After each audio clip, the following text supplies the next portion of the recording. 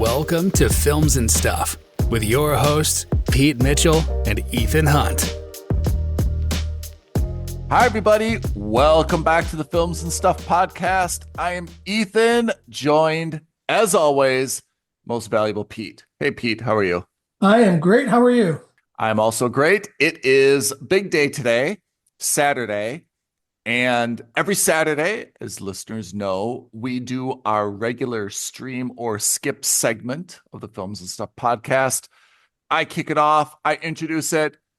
Pete takes a deep breath, a swig of Diet Coke, and launches into what are the rules of stream or skip? All right. Ethan and I have prepared lists of TV shows for each other to watch. Every week, we randomly assign each other one of those shows to watch. We watch 2 episodes if it's a series, or 30 minutes if it's a feature-length program. And on that basis, we determine if that show is worthy of being streamed or skipped. Hence the name Stream or Skip for the segment. Now, I have to say, this week I'm very excited because I know what was assigned to you and I know the score that you gave it. So I was assigned Sirens, like an ambulance siren, for example, on Netflix. You were assigned something, I'm not sure the pronunciation. I pronounce it Careme. That's correct. On Apple TV Plus. Without further ado, why don't you tell us about Careme? All right. So Careme is a historical drama slash biopic. Based on a true story. Exactly. Okay. And it's about a guy named Marie-Antoine Careme, who is a Napoleonic era cook, but wait for it, turned spy. So this guy is a gifted pastry maker, who also is a gifted cook by association, who works with his adopted father.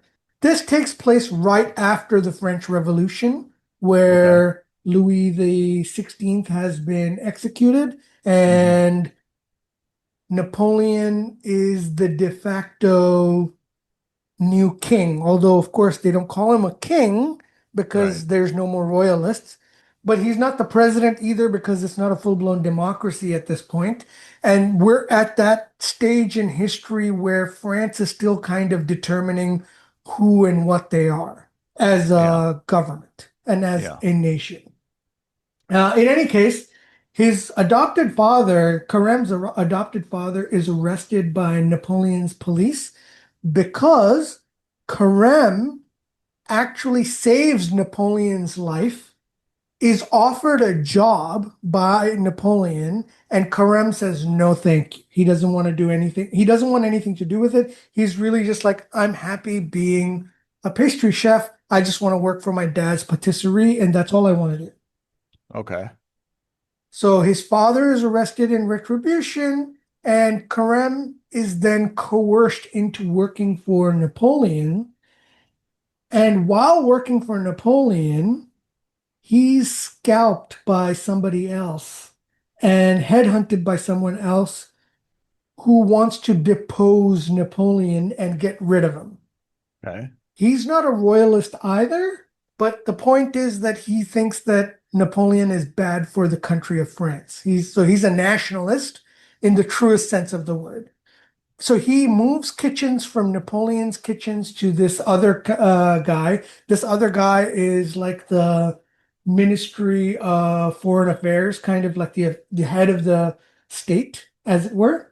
So there's to and fro, and then we find out that he asks Careme to do spy stuff. Like, he wants him to seduce Josephine so that he can steal the path to Napoleon's parade. And the idea is that by stealing the path to the parade, he can set up an ambush and kill Napoleon. Of course, that gets thwarted at the last minute.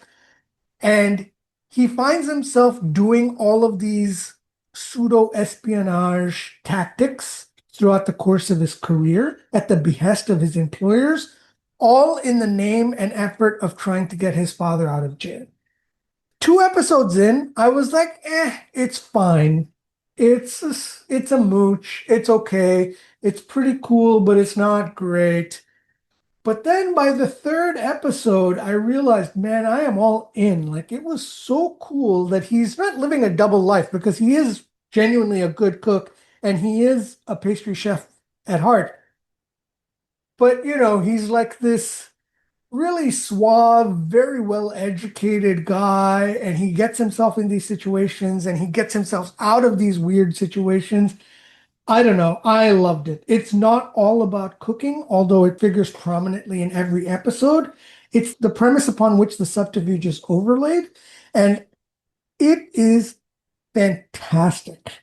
I really absolutely loved it. Hmm. So I don't know. It's you have to watch it. It's awesome. It's really good. The casting is fantastic. The set design is phenomenal. You feel like you're back in there. There's some minor vulgarity as you would expect. It's a French show. Everything is spoken in French. I had English subtitles on. I would say minor vulgarity, plenty of sex, although you don't see any nudity of any kind, or not much anyway. It's a must subscribe. I highly recommend.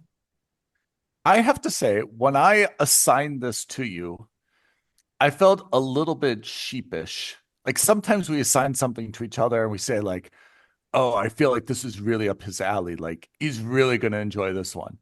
Sometimes I'm a little bit sheepish, like, it's getting a lot of press, but I'm not really sure it's going to be anything. And I felt that way 2 weeks ago about like Cowboy Cartel, which was another. It's on Apple TV Plus. It's a documentary. If you've listened to our streamer Skip, and you gave it a skip, Yeah. and I felt honestly a little bit sheepish 2 weeks in a row. I'm like another show on Apple TV Plus, but again, it was getting a lot of. I mean, I felt like it was really pushed on me with a lot of trailers, and it popped up every time I opened up Apple TV Plus. So I'm pleasantly surprised that you loved it so much. But It's not in my wheelhouse. This is not a show I would normally watch. A biopic, especially one set in Napoleonic era France, yeah, not my thing. This yeah, revolutionary France thing. I'm not a history buff as it is, and certainly not of European history. Like, it's not my thing. yeah. But I was pleasantly surprised. I really thought it was a fantastic show, and they've set it up for multiple seasons. I can't wait for season two. I mean, I'm so happy, but I'm also surprised because you told me midweek you were really enjoying it. So I also checked it out. I watched 2 episodes. So I got to kind of the tipping point where you indicated that you went from a meh to getting really hooked on it. Maybe I needed to watch another episode, but after the first two, I thought it was really nothing special. Like Right. I didn't even go to Mooch territory. I put it in skip territory.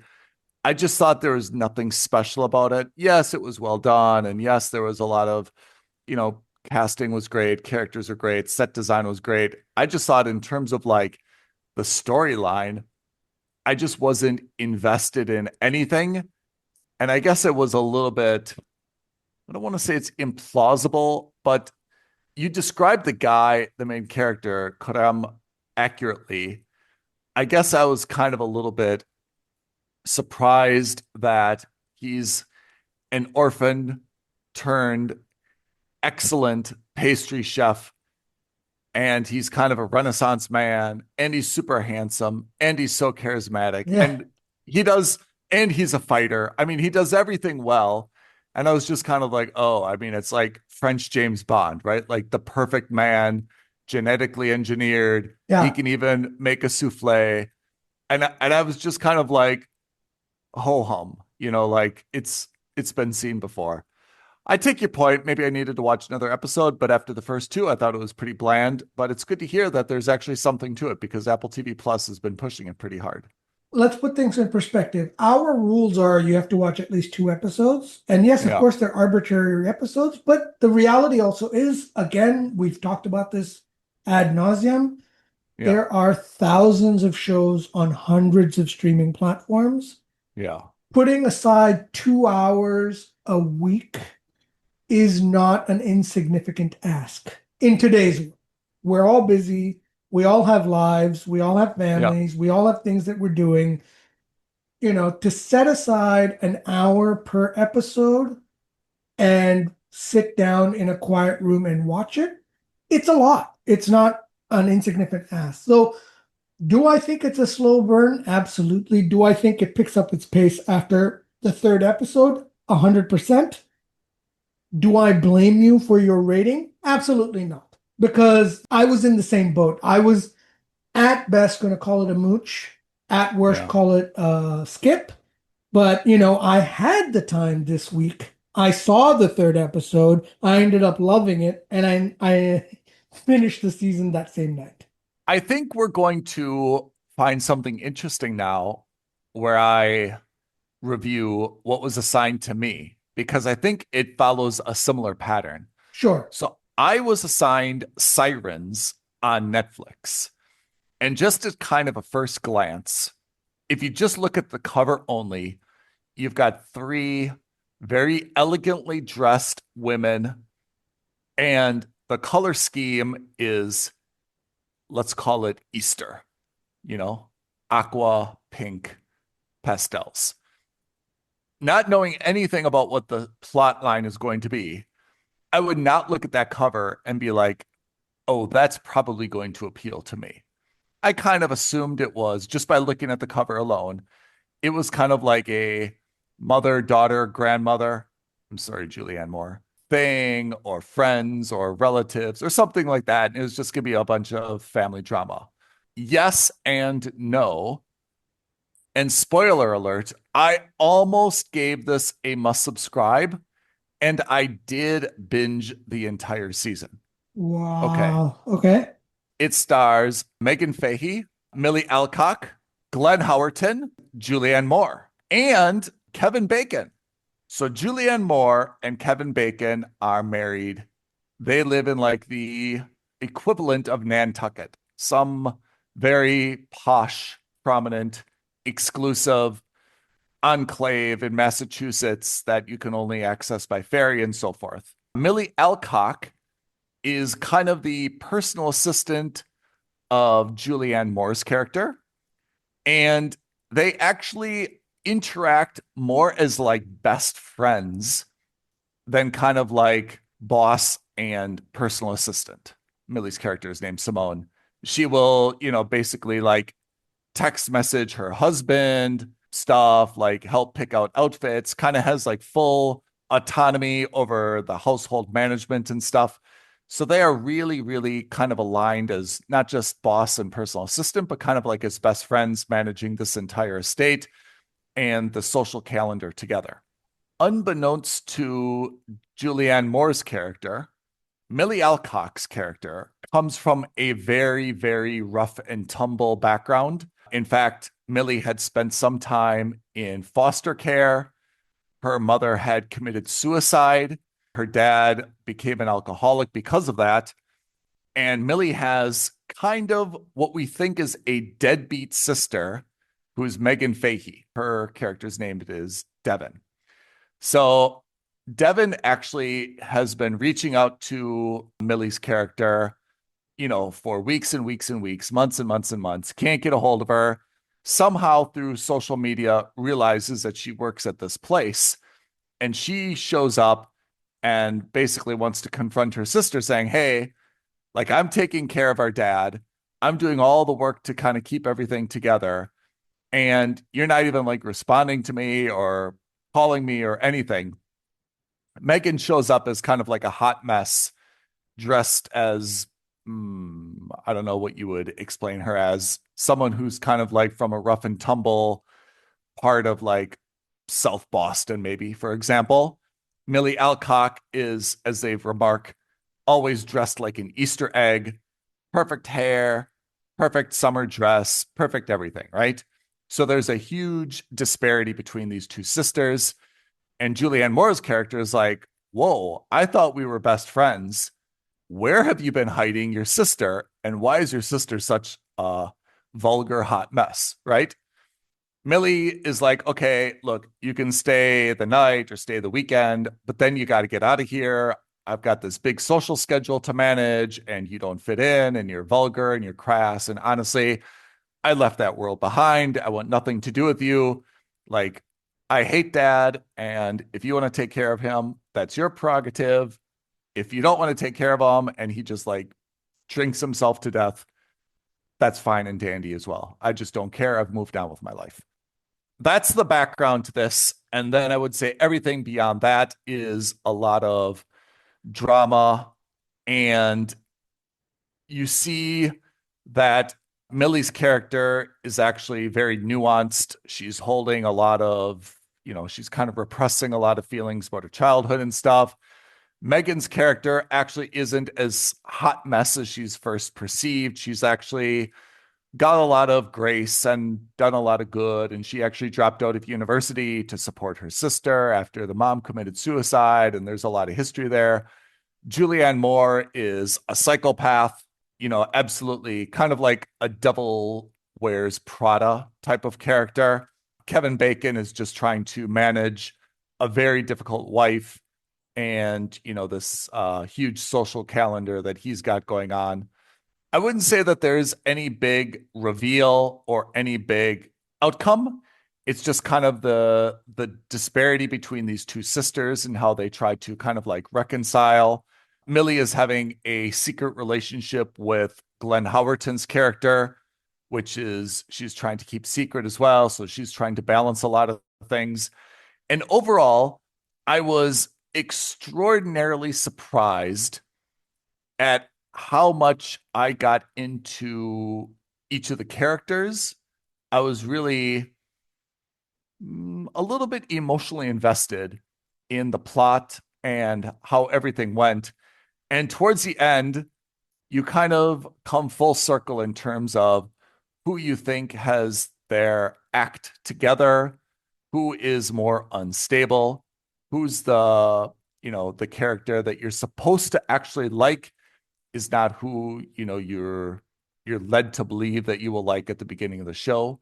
So I would say that there's a lot of misdirection with the show. And actually, I really liked all of the characters. Sometimes you watch a show and you're like, I really like this person as an actor, actress, but their character is so annoying or so grating. And in this show, I didn't really feel that there's any specific person that didn't resonate with me or I really, really disliked whenever they had screen time. I would say Megan Fahey's character, and kudos to her because she's very, very pretty. I mean, when we saw her in The White Lotus, I mean, she was like striking. She's shocking, right? I mean, she takes up every scene.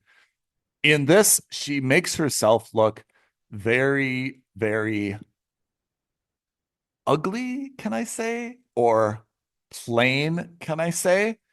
Like the absence of any makeup whatsoever. Hair is always totally tangled or disheveled, dressing in things that are absolutely not at all flattering for her body type. So I give Megan Fahey a lot of credit for really making herself ugly, which is probably against her instincts. Millie Alcock, by comparison, got a primo role. I mean, she was just dressed to the nines and everything. I mean, perfect makeup, perfect hair, everything. Glenn Howerton's character, and I don't remember Glenn Howerton from anything other than It's Always Sunny in Philadelphia.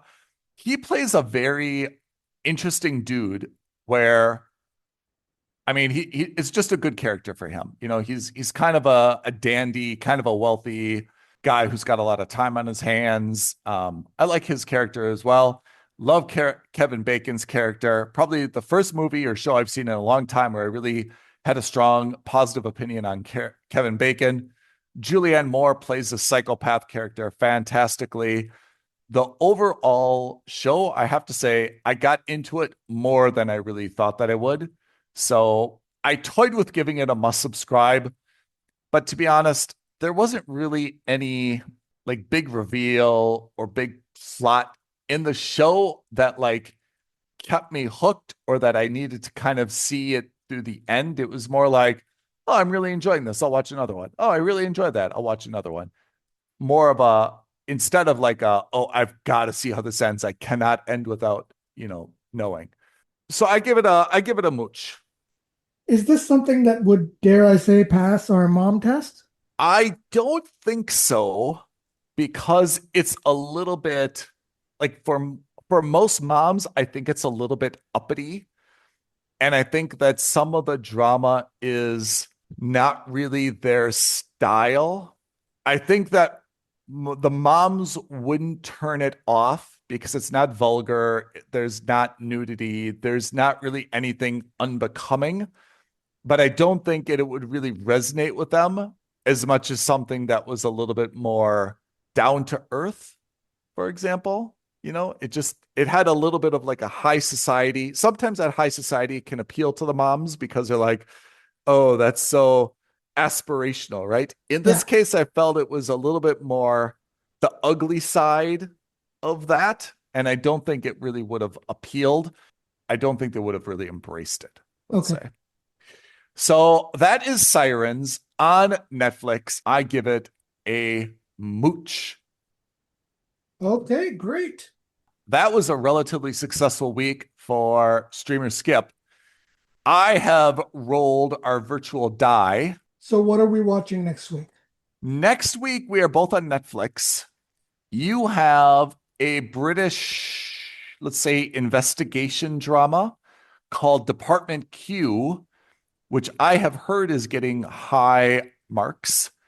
I am also on Netflix, and I have Pulse, which is very much a hospital drama. Sounds wonderful. I can't wait. Pete, before we sign off, can you give everyone our YouTube address, other social media creds so that people can like, launch, comment, criticize, or write very positive, warm, supportive comments to us? All right. DM us on Instagram at Films and Stuff Podcast. But as always, the best thing you can do, like this video, leave a comment below, subscribe to our channel, and don't forget to hit that notification bell. Could not have said it better myself. Pete, thank you for joining on this week's episode of Stream or Skip. Listeners, as always, we appreciate you tuning in to the Films and Stuff podcast. We will see you next week. Thanks, everyone. Thanks, Ethan. Thanks, everyone. I know. Thank you for listening to another episode of Films and Stuff. If you haven't already, please subscribe and review on Apple Podcasts, Spotify, or wherever podcasts are downloaded. Films and Stuff. There is no substitute.